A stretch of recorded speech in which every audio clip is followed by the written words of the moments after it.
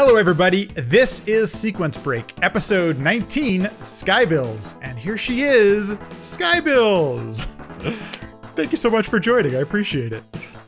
Absolutely. How are you doing today, Lat? I am doing great. For somebody who may not be familiar with your stream, and you touch a lot of different communities, so would you mind just maybe giving a brief bio or how you participate in gaming and all those kind of things?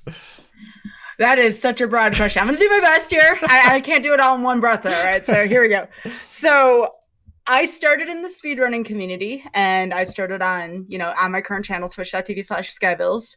And I did a lot of hosting for Games Done Quick. I've done one run for GDQ. And then I got into the Magic community about a year and a half ago now, it feels like, when MTG Arena launched into the beta stage. So pretty excited to do that as well. Always had a passion for cards even before video games.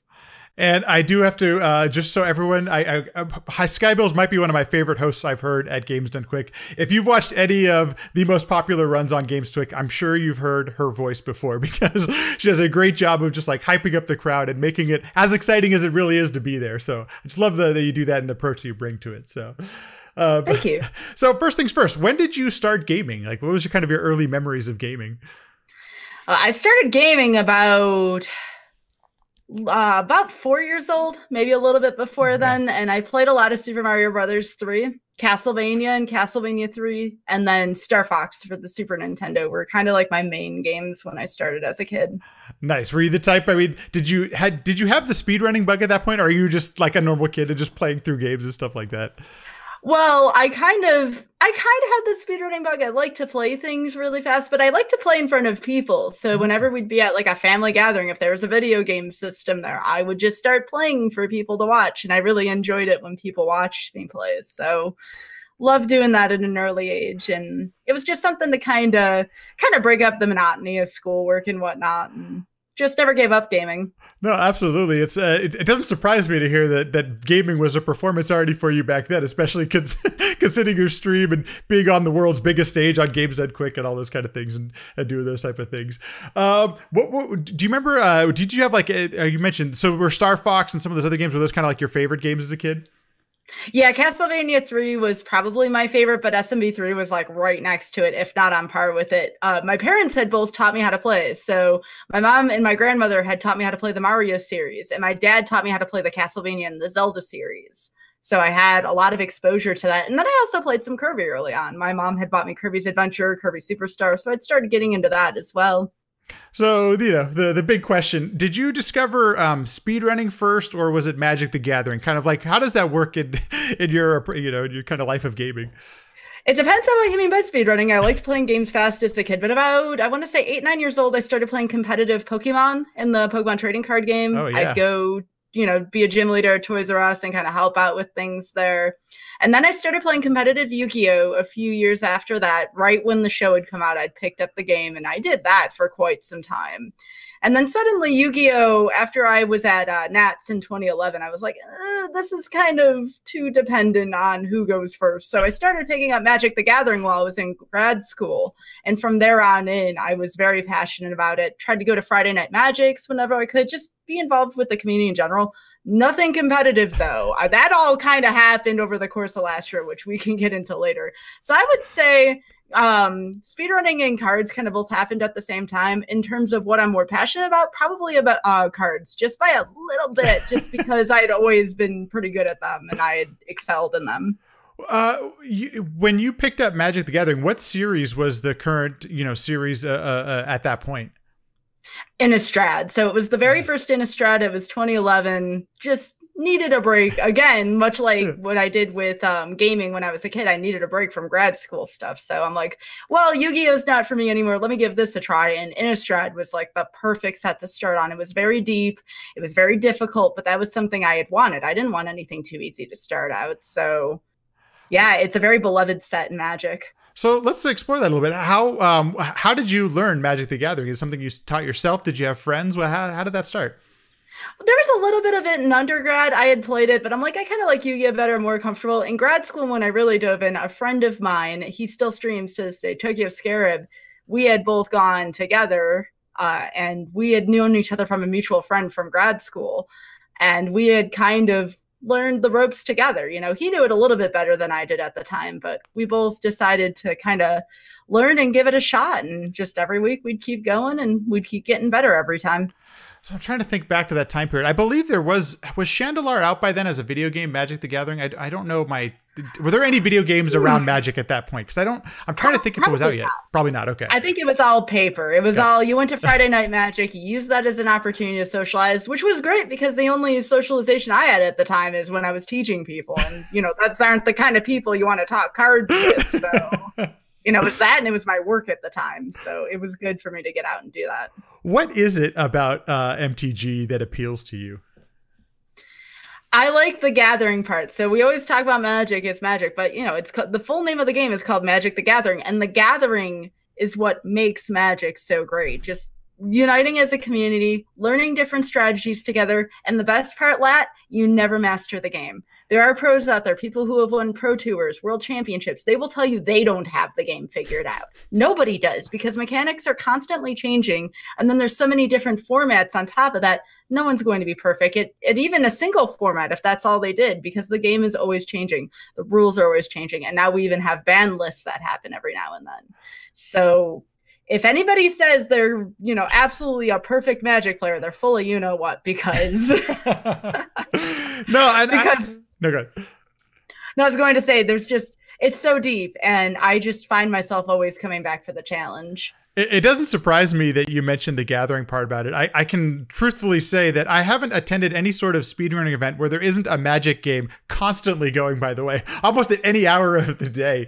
And so that's actually one of the reasons why I thought it'd be interesting to talk about this, because as much as they are two very distinct different things, I feel like there's this really strong there's something that is appeals to both the speedrunner but also people who play the game. And I wonder if you've thought about that, and maybe you could touch upon that a little bit, or we could you know, put any thought into that? Well, whenever I talk to people at Wizards, so I played in the Mythic Invitational and Mythic Championship 7, and I've gotten this question twice from people working or from Wizards staff. They're like, has speedrunning ever influenced your game? We're always seeing you playing red and green, which are very fast, very heavy-hitting decks. And I'm like, yeah, you don't see me playing Chess Master. You see me racing Mario. Of course I want to get things done and get them done efficiently. So, yeah, for better or for worse, speedrunning influences my strategies that I use in Magic the Gathering. So it's going to be there. I'm trying to learn how to play, you know, kind of control as well, because you need to learn all of the play styles. But I think there's always going to be that component where I have that speedrunning habit that compels me to play faster decks in Magic the Gathering. It's interesting to hear you say that, because there's one constant thing I have learned from the best speedrunners in the world is that they're competitive, whether they're competitive with themselves or whether they're competitive with people, you know, whether they're playing competitive esports or anything like that. And I really feel like there's that great element in Magic the Gathering, is that it is competitive, and it forces you to, you know, to better yourself so you could learn how to play against all these different styles and all these different people. Do you ever feel like that? That's like the more that you learn, the better you become, those kind of things? Yeah, and I like how you said it very much begins with you. You get better at Magic by acknowledging where your flaws are and trying your best to fix that, trying your best to break some good or bad habits associated with that. Sometimes good, because going fast is good in that case. But the lessons that can be learned in speedrunning can be translated to Magic and vice versa. There are attributes I've learned through both that help me out with the other components. So I feel like I have a little bit of that advantage. And then there's also that streaming component as well. Me hosting, me used to being in front of large crowds. You know, there are always people like, aren't you nervous before you play in front of a huge audience? And I'm like, nah, that's nothing compared to hosting a GDQ. Yeah, you know, a couple 100,000 people, no big deal. No, we're good to go. You mentioned this earlier, and it's one thing that to let everyone know about me. I played Magic the Gathering. I'm going to date myself here. It's probably 15 or 20 years ago when I was in school, and I let go of the game. And it's the only reason I let go of the game is because my friends moved. You know, I didn't have people to play with. But one of the things that struck me right away was how deep the game is and how deep it runs. And you mentioned that even some of the best in the world still say that they're learning and they haven't discovered everything. How do you deal, or how do you learn? How do you get to some of those depths of this game?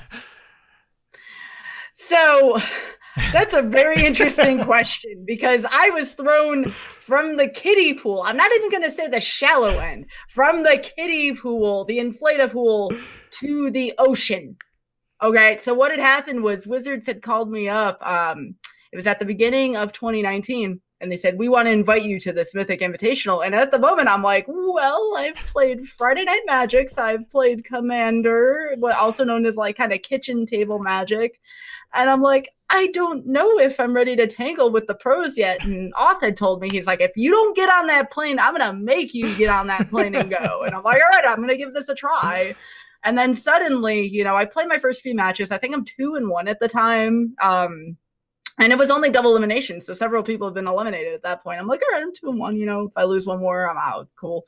All of a sudden, I have this production manager come up to me, and they're like, you're going to sit up there for the next round. And they point up to the stage where all these cameras are. And I'm like, excuse me?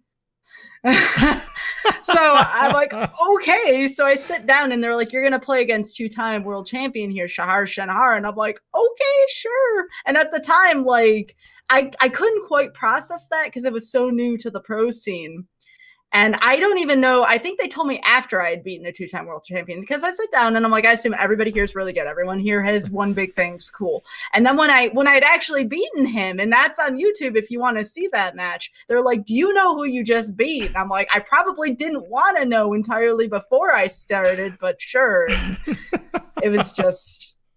I was literally thrown into the deepest water from the little inflatable pool, and I have no regrets over that. Should everybody do that? Absolutely not. That was an experience. Yeah, no kidding. But if you wanna get into more competitive stuff, there is Magic Fest. So once those kind of start back up, you can go and play with people of all different kinds of skill levels. It doesn't have to be all Magic Pro League or all Magic Rivals. So I would highly recommend kind of going to a Magic Fest and playing in paper and seeing if you like that first. Trying to go for Mythic every month. These are limited. You're constructed in Arena is a good way to do that. Arena is a great teacher. I highly recommend it. But like I said, the gathering is what makes Magic great. So last year, I had the fortune of being involved in a tournament circuit called Fandom Legends, where I did play against Magic Pro League every single, probably every other week, at least once a month. And I became a better player by playing the Magic Pro League. But again, that approach might not be for everyone. So Magic Fest, playing with friends, kind of reading articles online, that would be the more sensible answer. But if you're like me and you happen to be at the right place at the right time, playing against the pros does help make you better. But it's very tough. It's something you have to accept. You're going to lose a little bit more than usual, but I've been a better player as a result of all that. I got to tell you, as a viewer, that's one of the things I love about Magic the Gathering tournaments, especially on Twitch, is that you can see the best of the world go against somebody who maybe just picked up the game, like you said, just a couple months ago. And because there's obviously RNG, for lack of a better word, exists in the game because it's a random draw. It's a shuffling game. You can't predict the cards that you're going to get. But over the long term, typically, I mean, that's the one thing I also love. I'm a stats guy, so I love that in the long term, you can predict with what kind of success you may have with a given deck based on your skill set and things like that, which I think is really interesting and fascinating about the game. Well, if you're a stats guy, you don't want to know what my Vegas odds were for that invitational because no one knew who I was. All right. But got a decent way in there and almost top 16. I'm sure I messed up a lot of people's Vegas odds. You broke brackets. Yeah. Yeah. The people did like fun brackets too. Yeah. It was funny. No, I mean, that's so cool. So, I mean, obviously, so that sets you off on this path. How have you been improving your game? What have you been doing? And we'll get to Arena in just a second, but what have you been doing for your own game to continue getting better? Every single day, I must play for about 4 or 5 hours. It's grind. No exaggeration. Even when I'm out on break or I'm out on vacation, 4 to 5 hours just every day, just drilling myself. And if I'm not doing that, I'm reading articles. I'm asking people about things on Twitter. It's about just that necessary component to keep growing as a player. The minute you think you have it all figured out is when things crash and you stop growing. So it's just a matter of continuing education and just practicing every day and then learning how to play all the play styles. So control, mid-range, and aggro. I feel like speedrunners can definitely they can understand that correlation, because when you want to do the best of your speedrun, you're practicing specific segments, your save states, you're doing all that kind of stuff. You're looking at the task to see if there's a strat you haven't tried yet, those kind of things. Yeah, watching other that's another similarity between the two. So like people will go on to speedrun.com and look up a run. Some people will look up, you know, what did the top 8, what happened last week, or if there was an online tournament, who accelerated, and they'll look up all kinds of stats, and that stuff's available online. That's the great thing. Esports teams have come together to either create applications for Arena to help you look up statistics, or they'll provide a place where these are the top rated decks, and they'll give like grades to each single one. And again, it's all available if you know where to go. It's all there. So me personally, I don't know why. Actually, I kind of know why. I've been intimidated to give MTG Arena a try. And the reason I mentioned this, I think before we recorded, I was like, you know, the last time I played Magic really was like revised. Like I'm a very old school player. So a lot of the new mechanics that I see in the game and all these different abilities and things like that intimidate me. What exactly is MTG Arena, and how could somebody like me, where would be a good jumping in point? Where could I get started with this? Well, I like how you asked that. So the minute you boot up Arena, you go into tutorial, a very involved tutorial that will show you about all the new ways to play, all the new keywords. They will not leave you to dry. If you play through those tutorials, it's a very good way where if you were an older player, that'll help you transition over into the new way. And it's really not that different. There's just a lot more keywords and a lot more mechanics to be thinking about. But the fundamentals are very much still the same as they were back then. That feels a little bit better. What do you like about MTG Arena? It sounds like it seems like it's really caught on, and I'm glad there's a popularity to it because it means people are getting into Magic, which is awesome. What appeals about it to you? Well, if you've watched old paper tournaments on Twitch, you notice when they show the field, there's like a little bit of that glare because of the sleeves and you can't see what's happening. On Arena. You get to see everything. And if the streamer has something like Cardboard Live or even our own Team Genji extension available, it will show you different things. It'll show you different stats. It'll help out for practice. If you're playing against something in a practice mode, it'll tell you like the odds of, you know, a card popping up, for instance. And on Arena, cards like come to life. So some of the cards that are more used, you know, you'll see like a huge beast pop out of something. And it's really cool to watch if you're someone who just likes to watch Magic. So it's more appealing to the person who's watching it because you get to see these cards come to life. You get to read the rules if they have the proper extensions enabled. And it's just a more interactive experience in general. This is my dumb question, and I'm curious. You know, what is the crossover between paper and Arena? Are we seeing the same cards? Is it different? What exactly exists there? I think it's a lot of the same. I think sometimes paper is influenced by Arena and Arena sometimes is influenced by paper. I don't think there's too much of a difference there.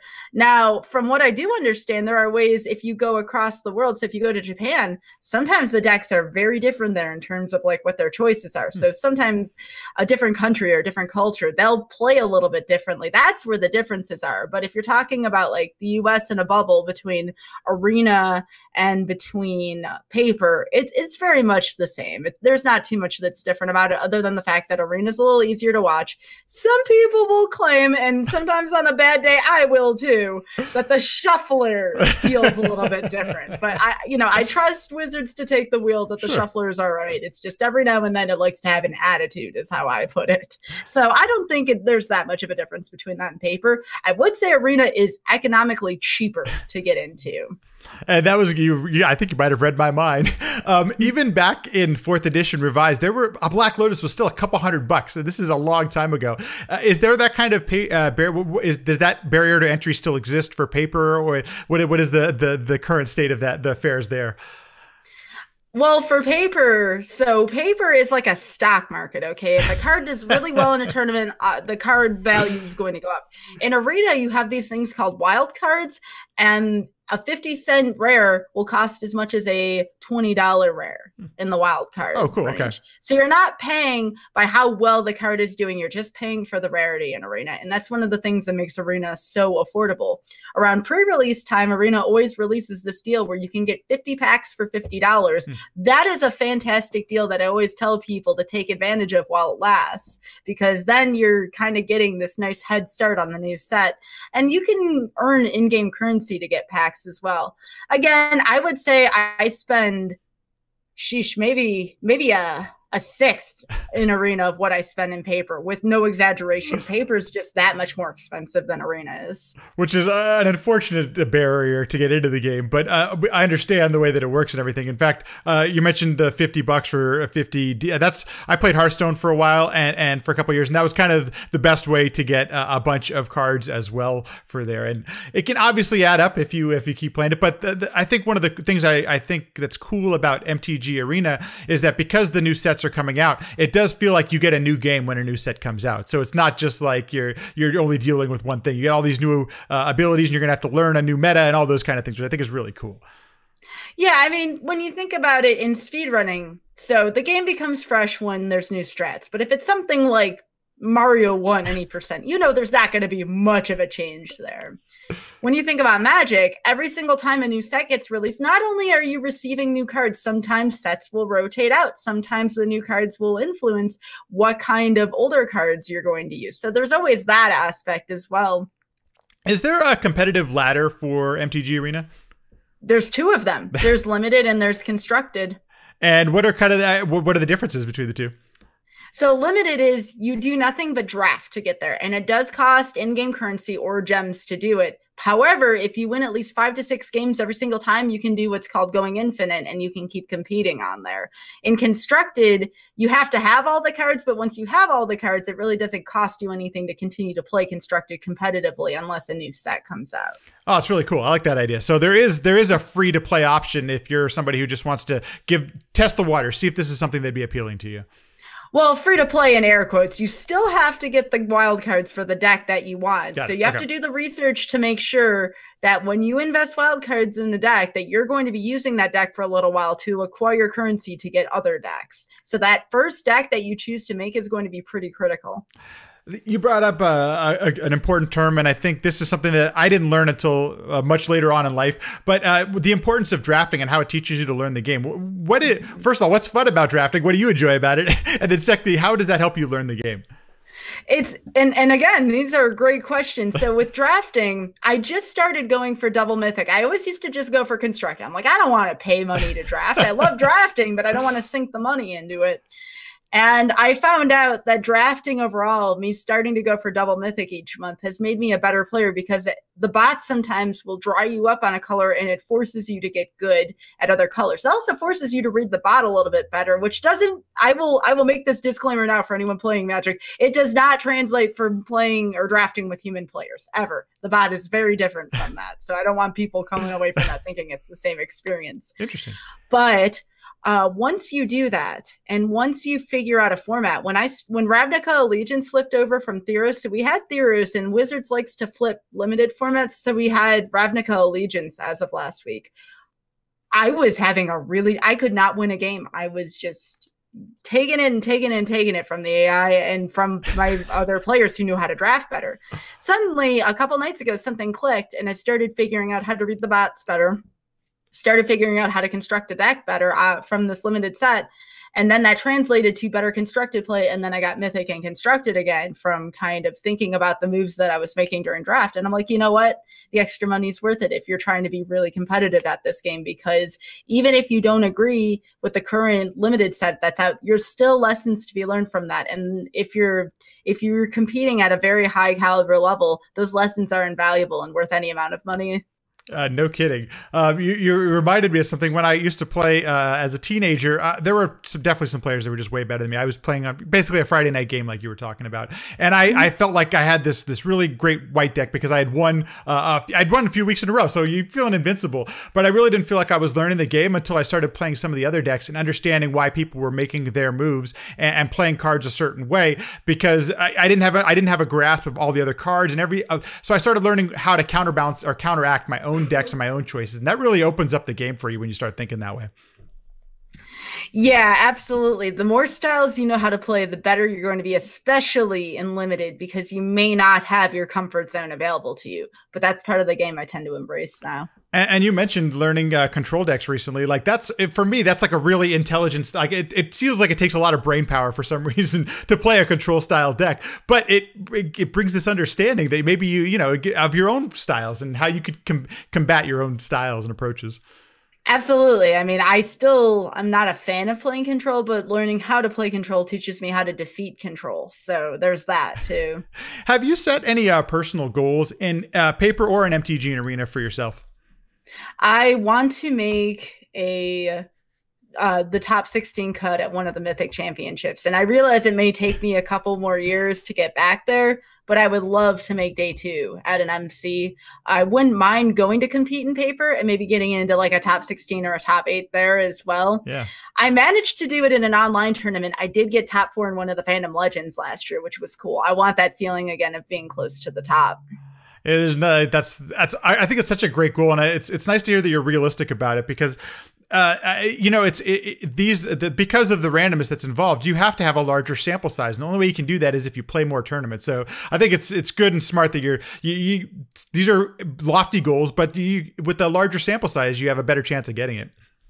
Out of the things I can control, I just want to keep getting double mythic every month. That is the realistic goal I set for myself. I like that one. I think that's a really good idea. If you don't mind, to transition us just a bit here, I have your speedrun.com profile, and you have played so many games over the course of your history. Do you have a favorite speedrun at this point that you've done? That's tough. I think Castlevania 3, which was one of the last ones I did, was one of my favorites because, again, it wasn't like Mario where I knew I was going to get to the end of the game most of the time. Castlevania 3 was one of those games where if you made the tiniest mistake, you just hit the reset button because it was so easy. You could even be, and this is very similar to Magic, I remember a time when I was speedrunning Castlevania 3, I was in the clock tower, I had pretty good pace so far, and a Medusa had ran into me and gave me a different item. And there was nothing I could do about this other than to go slower and not take it. And I'm like, you know what? This reminds me of being dealt a bad hand in cards. It just happens. There's nothing you can do about it. It's about your attitude and how you move on from it.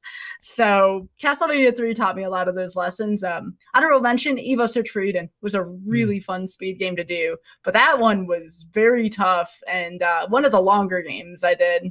I actually watched your Castlevania 3 speedruns just for prep for this because both of them are top 10, which is really awesome. But then number 2, I've really been into a lot of Castlevania recently, which I only played like a couple months ago. I don't know why I waited so long, but they are so fun and exciting, and but they're also really challenging at the same time. They a really great mix of everything, plus great music and all that kind of stuff. Oh yeah, I told people if you're going to speedrun a game, you better like the music. You better like stage 1's music, furthermore, after all those resets. No kidding. You have a fair amount of co-op speedruns. In fact, I remember just seeing a Calithon, I guess it's over a year now ago. You did the Adventures of Cookies and Cream. What is it, a Cookie and Cream? What is it about co-op speedruns? What appeals to you about that? Well, it's one of those things where you're sharing an experience with someone, and let's face it, if you're going to share an experience with someone, it might as well be someone like Author Blues who gets animated a lot during his speedruns, you know? Co-op speedruns are great, though. They establish great communication. It helps you, work with other people. So there's that communication and teamwork aspect to it. There's just a lot of great things that will help you out with other things. So co-op speedrunning is probably my favorite thing to do. The 2 that I've done with Auth in recent memory, we had The Adventures of Cookie and Cream, which we still submit to most marathons. And then Lord of the Rings Return of the King for GameCube, which was also really fun. The only reason why we haven't done as much of that is you have to watch these really big, lofty cinematic scenes. And you know what happens when you do that? Then all of a sudden, Twitch and YouTube's like, hey, why are you showing the movie? We're like, it's literally on the disc, okay? The algorithm. Yeah. You also do something that I really like, the randomizer thing. And I think I probably watched, you do Zelda 1, Super Mario Bros. 3, I'm sure others that I'm forgetting. What is it that appeals to you about randomizers? Because in my opinion, you play them at a really high level, which is something weird to hear that randomizers played at a high level. But if you wouldn't mind, just to speak a little bit about it. So there's a lot of similarities between randomizer and cards. It's never the same experience twice, ever. You're always going to be dealt something different. You always have to adjust on the fly. It's basically speedrunning and cards put together. And that's something I'd always appreciated. One thing about vanilla speedrunning is you're doing the same thing over and over. You're waiting for this trick to come up. You're waiting for the RNG. And just with Randomizers, there's no resets. You just go, you do the best you can with what you have, and it teaches you how to adapt. And something like that even helps out with Castlevania 3, for instance, where sometimes you have to adapt in some pretty awkward situations if you're running a good time, and all you have to do is adapt to keep the run going.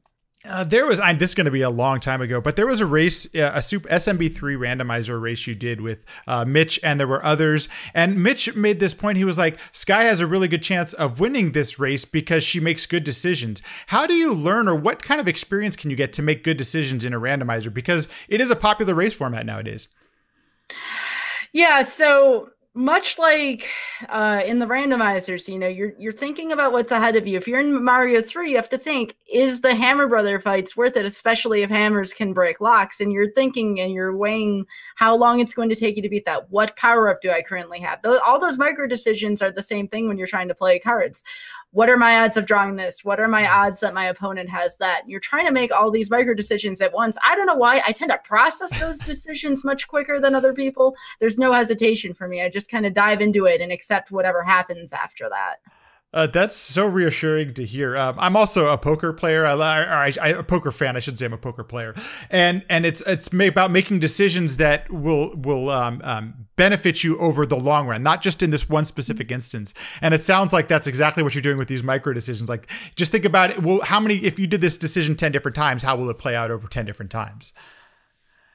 Yeah, I mean, there's going to be the obvious decisions, like in Mario 3 Rando, if you run into one of the 2 auto-scrollers and you can take a different stage, you just die right away. And you're like, all right, let's just see what's in the other stage, you know? And you'll get those straightforward ones, but then all of a sudden you have a cloud, and it's like, well, should I use it here? What are the odds that I still have like one of the 2 auto scrollers left? If you blindly cloud a stage, that's also kind of frightening in randomizer because you could get stuck in an auto scroller. I mean, there's so much to consider in Mario 3 randomizer. In Zelda 1, it's all right, I'm in level 7. There's so many rooms here. I kind of still need the ladder, and there's this many more dungeons available. Should I dip out of 7 and see if, I go into level 1, which has an additional item in Consternation? Or should I go into level 8, which can be a much bigger level, but also has 3 items in Consternations? Like, do I do that? And you have to constantly, you said you're a stats kind of person. Yeah. That is all just thinking about the numbers involved with that. I noticed during your Zelda 1 randomizer, but I'm sure you do it in others, sometimes taking notes and things like that. Do you do that with your approach to MTG as well? Are there things that you're maybe thinking about for later or in-game or even past the game, you know? So I don't tend to write as much in-game, but after the game, I kind of reflect upon what happened. What were my win conditions that I may have missed? Did I miss lethal anywhere? What were my lose conditions? And was it more on the decisions I made or more what I was dealt? Because sometimes you can overthink that, and that's not good for what you're trying to do in terms of keep going. Right. You know, I don't want to think about how many matches I play for night, but if I dwelled on every single loss I had, I wouldn't get anywhere. So it's picking and choosing your battles as well. That's the tough thing too, to admit to oneself sometimes, that you can be unlucky time and time again. There's the probability doesn't exist just in a bubble. Like, you could literally get unlucky multiple times. And I know that could, especially, that can take a toll on you depending on how much the RNG affects you and things like that. Yeah, and you get those, and then on top of all that, I've had people ask me, how do you stream during all of this? Right. You know, you're trying to do this, you're trying to do that. Suddenly you're retweeting an otter picture and it appears on Twitter. I'm like, I don't know. It just kind of happens. You get used to it over time. And again, that streaming component from speedrunning has really helped out with my streaming component of Magic. Because again, all those decisions had to be made during randomizer and randomizer tournaments. Same thing for Magic. If you don't mind, maybe speaking about that a little bit, we've seen quite often that people, professional streamers sometimes struggle with playing something different on their stream. And your stream took a very different direction. I guess it was about 1.5 years ago now. I didn't realize it was that long. Can you tell me a little bit about, like, how did you come to that decision, and was it difficult for you? Because I can't imagine that being easy as somebody who does this full time. Well, I was, it had been a little while since I had played at any kind of marathon. Yeah, I'd submit, and I realized that there are thousands of submissions. So, the odds of getting something is kind of low. And as I had told you before, while I love speedrunning, I have a little bit more passion for cards. And a friend of mine had given me a key to the beta for Arena. And, you know, we've seen Magic games before. You were joking earlier about previous Magic games. I'm like, is it just going to be another one of these? Right. And I put on Arena and it felt like I was actually playing paper Magic. So I was like, all right, I'm going to give this a shot. When Wizards had sent that email inviting me to the Mythic, I decided to take this fully seriously because very shortly after that, Team Genji had signed me. So I'm Very like, cool. I guess I'm going to dive into this and take a chance. I mean, at the time I'd met some of my stream goals, but there were so many more I wanted to try. And I'm like, well, now is a time like any. I don't have too much to lose. So I decided to go into Arena, and honestly, it was one of the best decisions I ever made. My hands were wearing out for speedrunning. I was having issues getting into marathons. I'm like, okay, nothing to lose here. Let's give this a shot. I had a lot of supportive people around me. And when people, even people who missed my speedruns, saw my passion for Magic, they started supporting me. They're like, you know what? I totally understand this. Now I know why you switched over. You know, it didn't hurt that I was on camera at the Mythic Invitational. A lot of people were pumped about that. That certainly helped out too from my feature matches. Well, but, and that's when I knew there was something to it. That there is this something that is inherent in card games and Magic and also speedrunning. Because when you did, and you still do randomizers and other things on your stream, it's not like you've completely abandoned that. But like I mostly lurk, and so I noticed that the community was a lot of the same people. There were new people that came in, but all of the people who were into the speedruns and stuff were still there and enjoying it and learning Magic. It seemed like alongside you at the same time. Which I thought was really cool. Yeah, I kind of keep a demeanor of, I mean, it doesn't happen every night. If I just get a night where the game slams me, obviously I'm going to be like that. I want to kind of treat it like relaxing, you know, like how Bob Ross treats painting is relaxing. I want to be that person for Magic saying, hey, you can do this too. I'm going to talk through my thought process and you can play this as much as or as well as I can. Nobody believes me, but I try to like be the Bob Ross of Magic, you know. Again, it doesn't happen every night. Some nights I just go on tilt and I'm like, I cannot believe what this game's doing to me, but I try not to break that, you know. I try to be like, all right, today we're going to get together, we're going to play Jeskai Fires on Constructed, and I, you know, if I had the little thing on the bottom of the screen that told me like all the cards I used, like all the paints Bob used, I'd do that too. But Cardboard Live has that, so that takes care of that. So playing 4 to 5 hours, sometimes I wonder how you keep your sanity playing the game. A lot of people, that's what Oz said. He's like, you know, I rotate from game to game to game. How the heck do you stay on one game? Because Magic changes. Even if we don't get any new cards, if we get more of the meta over the course of research, the game changes. I couldn't imagine doing anything else other than it right now, because name one other game that changes as much as Magic. Maybe World of Warcraft when a new expansion comes out or something like that. Right. I tried that. I did World of Warcraft pretty competitively for a couple of years. And while it was fun, it was also just a little too chaotic, a little too many buttons. You know, at least Magic has its limits. On World of Warcraft, if you think Magic is complicated, World of Warcraft is, you know, depending on what role you play, that's pretty micromanaging as well. You know, I've never actually played WoW, so I'm going to take your word for that. But it looks like I heard it could just suck away your life sometimes because of so much of that. I competitively raided in WoW for a couple years, and I was in a guild where they had people who only spoke English and then people who only spoke Spanish, and I was this one awkward person that spoke both, so I'd have to manage both sides of the raid, trying to translate between English and Spanish while trying to move around, making sure I'm not standing in fire and doing my job. And then they'd say something nasty, like, Sky, what did they say? And I'm like, I can't repeat what they just said. Just do this. Yeah, you know, just know it was not good. It was bad. Yes. You know, you mentioned that you still are, when you're taking a break from Magic, you dabble still in other games. Do you have anything that you would like to do in speedrunning or randomizers or any sort of gaming outside of a Magic the Gathering? Well, I wouldn't mind returning to some of my speed games again. I never touched Alucard on Castlevania 3. It was one of the categories I had done. I wouldn't mind doing Evo Search for Eden again at some point.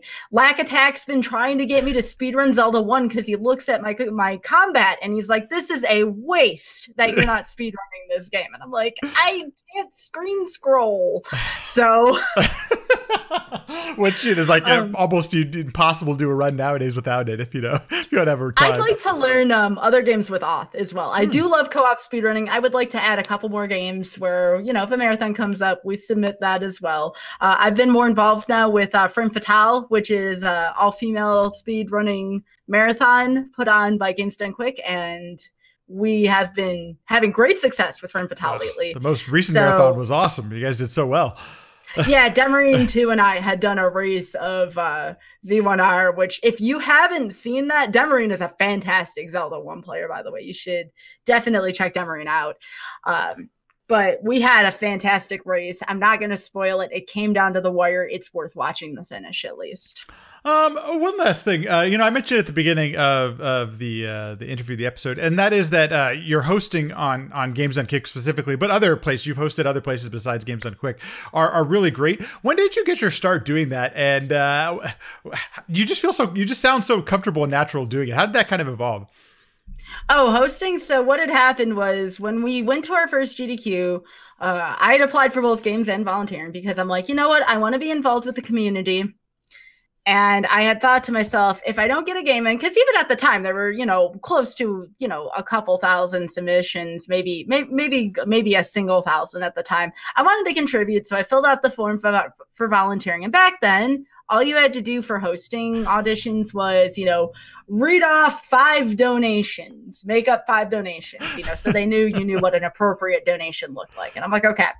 So I did that, and I remember I had gotten accepted to it. I had done filtering, and I had done that.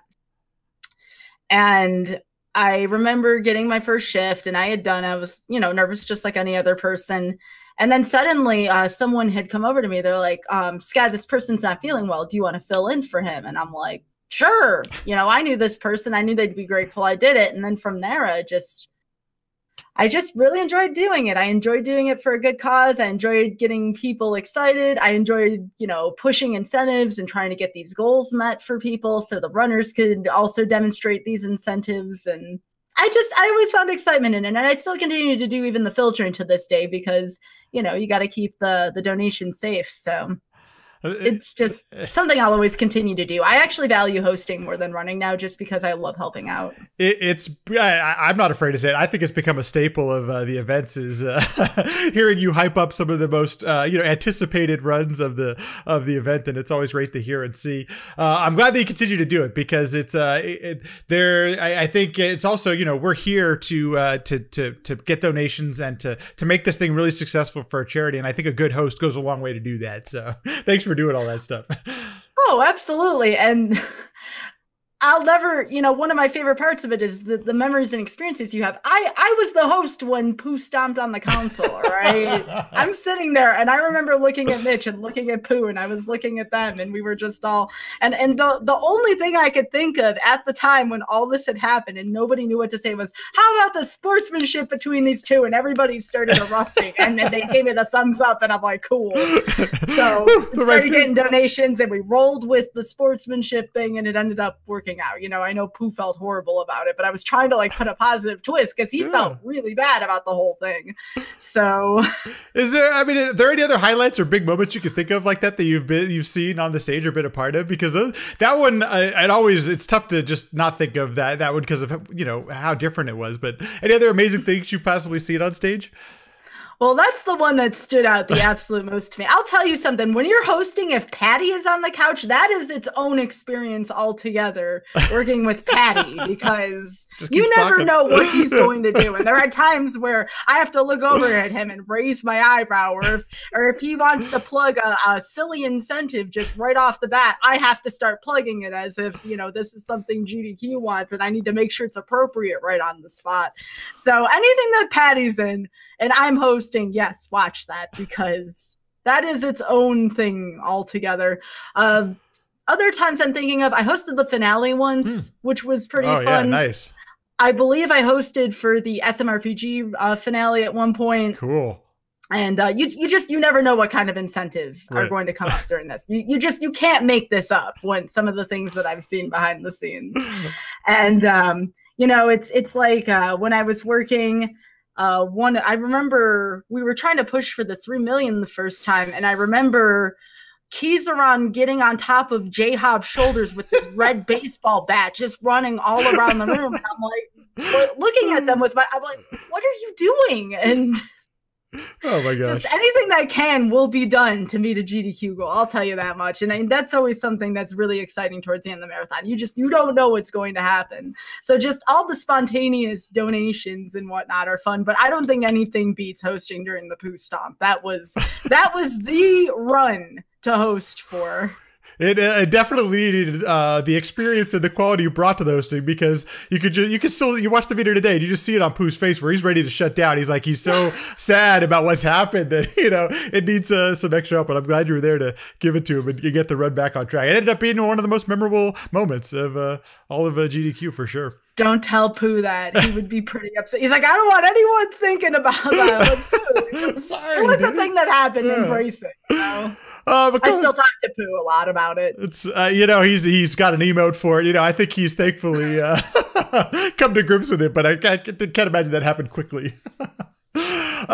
Evan Grill, both in Uber Disco, talked about the complexity and how intimidating Magic the Gathering can be. And if I may, I think a great place to learn and to get some experience is actually to watch your stream. One of the great things I think you do is talk through your decisions and why you're thinking a certain way. If people wanted to watch your stream and watch you play some Magic the Gathering, where can they find you on the internet? Twitch.tv/Skybilz. And how often and what's your schedule like? When do you stream, and how can we go about getting there?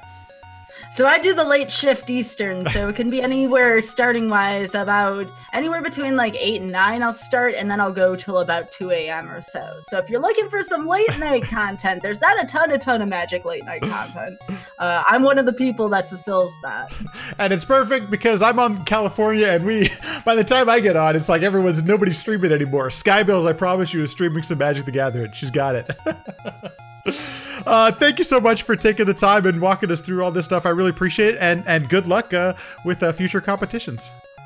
Absolutely. Thank you for having me too. This was awesome. Thanks everyone for listening and watching. If you're enjoying the podcast, subscribe, leave a review. All those things go a long way to helping out the podcast. If you'd like to continue the conversation, I'm on Twitter @LatMackey, or you can also join the LatMackey Discord, where we have a sequence break channel. We talk about guests, we have questions. It's really interactive, really fun. Please feel free to stop on by. Thanks so much. See you in the next one.